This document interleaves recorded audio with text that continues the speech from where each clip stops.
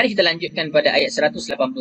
Allah Subhanahu wa taala berfirman yang bermaksud, hai orang yang beriman, diwajibkan atas kamu berpuasa sebagaimana diwajibkan atas orang yang sebelum kamu agar kamu bertakwa. Ya ayyuhalladzina amanu kutiba alaikumusshiyam. Tatkala Rasulullah sallallahu alaihi wasallam berhijrah ke Madinah dan Madinah menjadi negara Islam, maka turunlah aturan syariat secara berlanjutan. Ada syariat demi syariat demi syariat. Kita bincang tentang qisas, kita bincang tentang wasiat, dan kali ini juga tentang puasa. Dan dinukilkan oleh Aisyah, dia kata, di antara yang paling utama dari kepemilikan takwa. Di antara yang paling utama dalam memiliki takwa bagi seorang mukmin adalah tentang puasanya. Saum, puasa. Masya Allah, tabarakallah. Saya baru ni jumpa dengan sahabat-sahabat daripada Kelantan, dan saya makan musafir kan. Bukanlah pada hari wajib puasa pun. Rupanya nak makan tu beberapa orang yang datang, mereka puasa. Ya Allah. Tak apalah, kita tak bincangkanlah tentang hukum tetamu dan sebagainya itu. Tapi poin dia adalah nak bagi tahu ada orang yang memang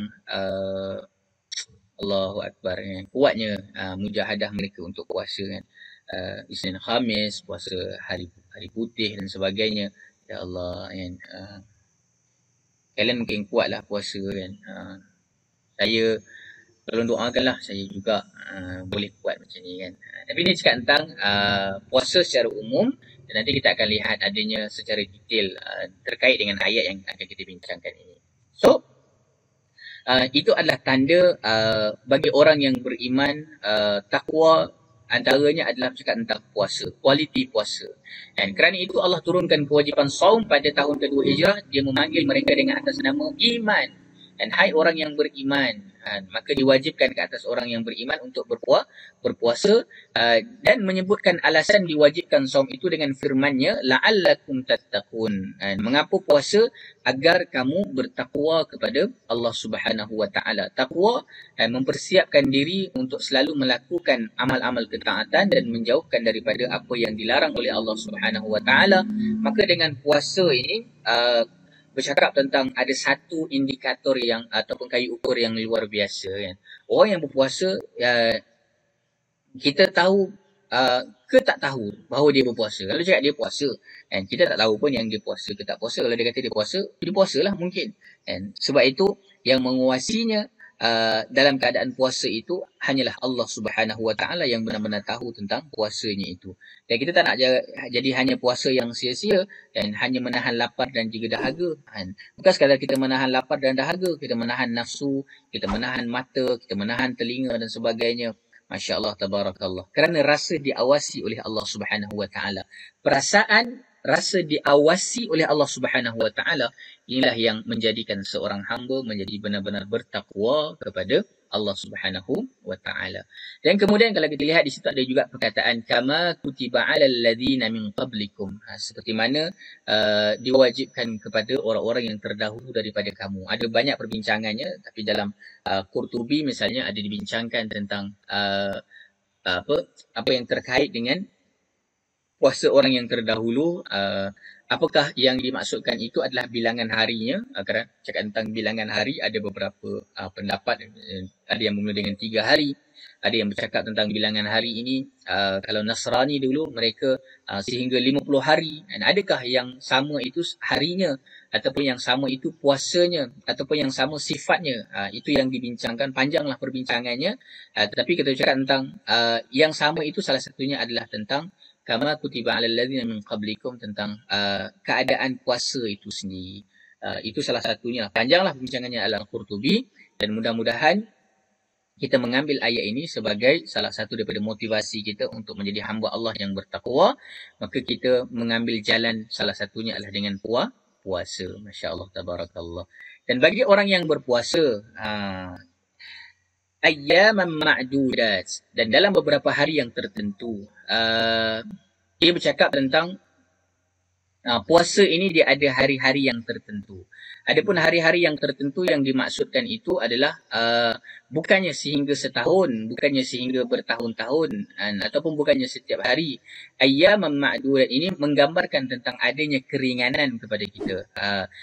Dan nanti kita akan lihatlah keringanan itu ada kaitan dengan bulan Ramadan. Sebab itu puasa adanya keringanan bercakap tentang ayyaman ma'dudat, adanya bilangan hari yang tertentu, bukanlah sepanjang tahun.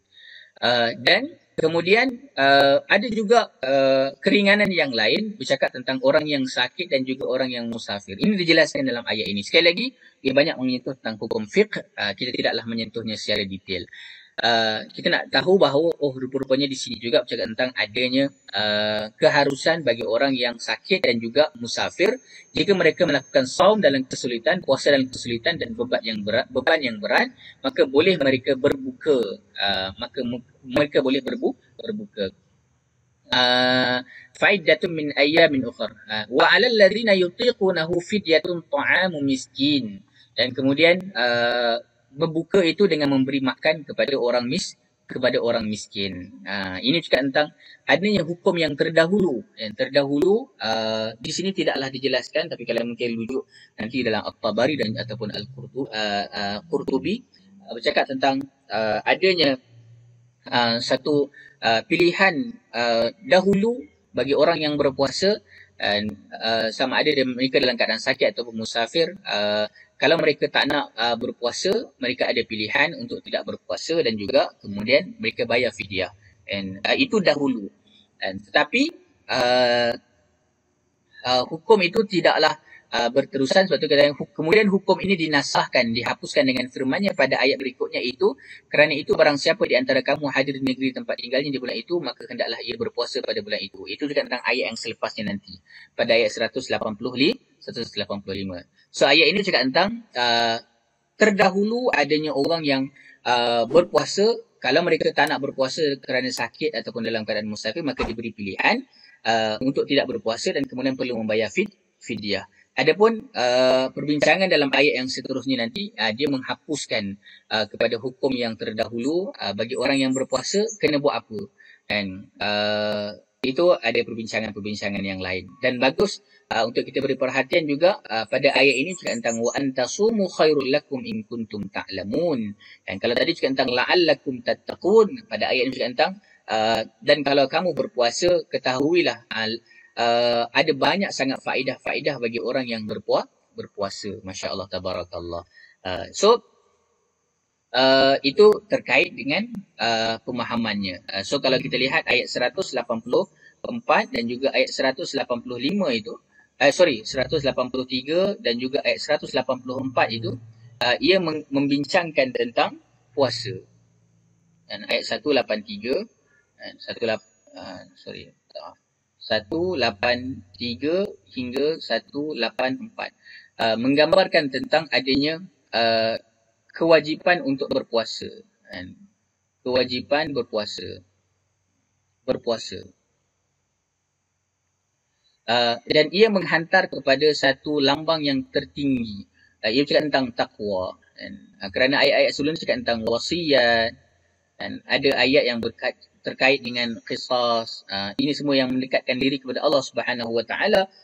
Dan ayat yang seterusnya cakap tentang puasa, ini lambang untuk kita mencapai kepada taqwa. Dan inilah kewajipan yang Allah berikan seperti orang yang terdahulu. Dan seperti orang yang terdahulu.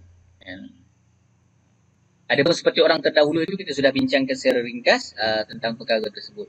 Dan kemudian bukanlah puasa itu puasa sepanjang tahun. Dia adanya hari-hari yang tertentu. Ayyaman ma'dudat. Hari tertentu untuk berpuasa. Bukanlah sepanjang tahun.